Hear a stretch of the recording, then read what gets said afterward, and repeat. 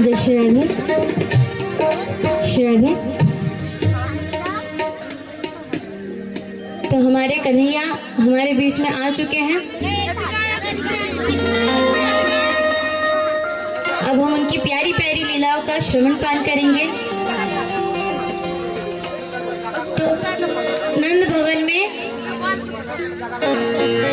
जैसे कि हमारे चाचा जी ने कहा कि चंद्रमा का उदय हुआ है।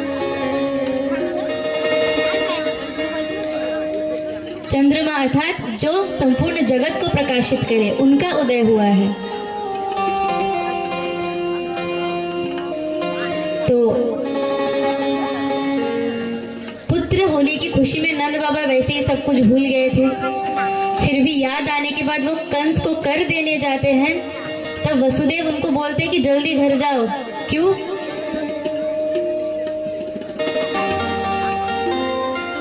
बोले वहां पे कोई और भी गया है स्वागत करने के लिए कन्हैया का। मामा की बहन रिश्ते में क्या लगती है? मौसी। तो कन्हैया की मौसी गई है उनका दर्शन करने। कंस है उनके मामा और पूतना है उनकी बहन। तो पूतना क्या हुई? कन्हैया के रिश्ते में मौसी। तो जैसे ही सुना कि वहां पे कंस ने कोई दैत्य भेजा है, तो नंद बाबा जल्दी जल्दी जाने लगे वापस। उधर क्या हो रहा है? पूतना राक्षसी ने बड़ा सुंदर सा रूप बनाया नंद भवन में जाने के लिए। देखिए, त्रेता में और द्वापर में दो ही लोग हैं जो अपना रूप छुपा के सामने आए थे। त्रेता में शूर्पणखा देवी जी जो सुंदरी बन के आई थी, भगवान ने उनकी तरफ देखा भी नहीं था। और इस युग में पूतना। कहने का तात्पर्य यह है कि जैसे हो वैसे ही ठाकुर जी के सामने आओ। कभी भी भेष बना के या फिर बदल के नहीं आना चाहिए। हमारे अंदर यदि कोई कमी है उसको छुपा के नहीं, उसको सामने रख के फिर भगवान के सामने जाना चाहिए। क्योंकि भगवान हर एक चीज बर्दाश्त करते हैं परंतु कपट नहीं। निर्मल मन जन सो मोहि पावा, मोहि कपट छल छिद्र न भावा। तो भगवान को कपट प्रिय नहीं है। तो अब पूतना जो है वो बड़ी सुंदर रूप बना के नंद भवन जाती है और यशोदा को बुलाती है। अरे बहन, हमारी यशोदा जो है वो, उनका मन बड़ा बड़ा है, बहुत बड़ा है। वो कभी भी ऐसा कोई शब्द नहीं बोलती कि किसी के मन को दुख पहुंचे। तो अनजान है फिर भी बहन कहा, इसलिए उनका बड़ा स्वागत किया। पूतना कहने लगी, मैंने सुना है तेरे घर में छोरा भया है, मुझे भी दिखा। तो मैया ने पालने की तरफ इशारा कर दिया, वो है सोया है। इतने में कन्हैया उठ के रोने लगे। अभी तक तो कन्हैया हम बोल रहे हैं, अभी तक कोई नामकरण हुआ नहीं है। माता यशोदा जो है वो दोनों संतानों को, कृष्ण और बलराम, अभी तक तो नाम पड़ा नहीं है, तब तक वो क्या बुलाती है? कलुआ और भलुआ। कलुआ बुलाती है कन्हैया को और भलुआ बुलाती है बलराम को। अभी तक नामकरण नहीं हुआ है इसीलिए।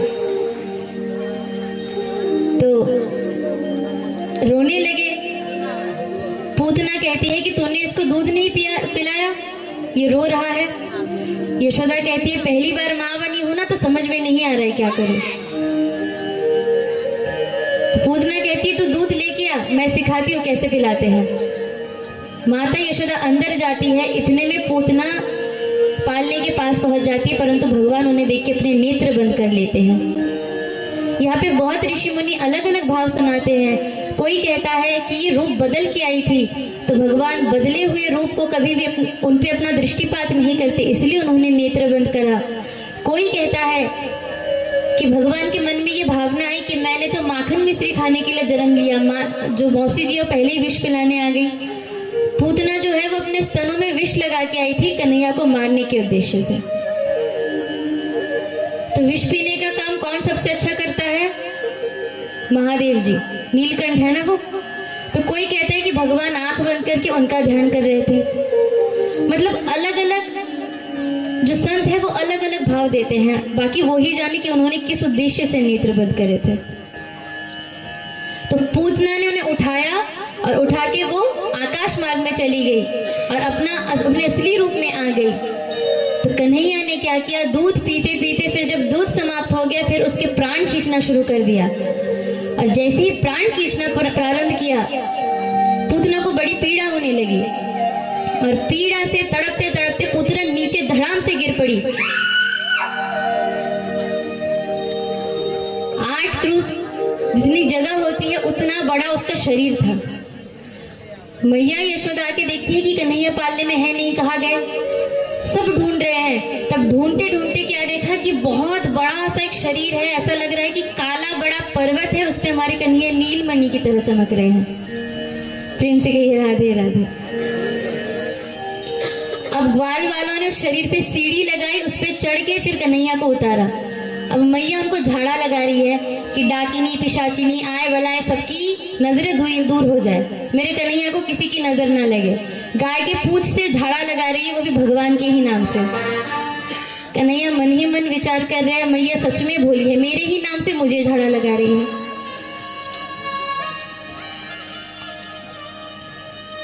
परंतु पूतना के इतने बड़े शरीर का किया क्या जाए, तो सबने विचार किया कि इसको खंडों में जलाया जाए। तो जैसे ही उनको जलाया गया तो उसमें सुगंध निकली।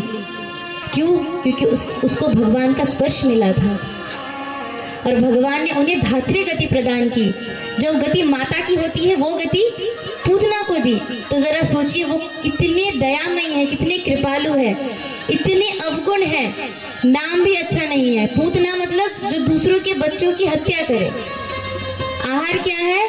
रक्त पीती है। जाति क्या है? राक्षस जाति। और काम भी क्या करने आए थे? विष पिलाने के उद्देश्य से। परंतु कन्हैया ने विचार किया कि जो भी जिस भी उद्देश्य से करे काम तो माता का ही किया है, दूध पिलाने का। तो इस एक गुण पे वो रिझ गए और उन्हें धात्री गति प्रदान की। ऐसे दयामयी है हमारे कन्हैया। वो बाहें फैला के हमारे लिए इंतजार कर रहे हैं।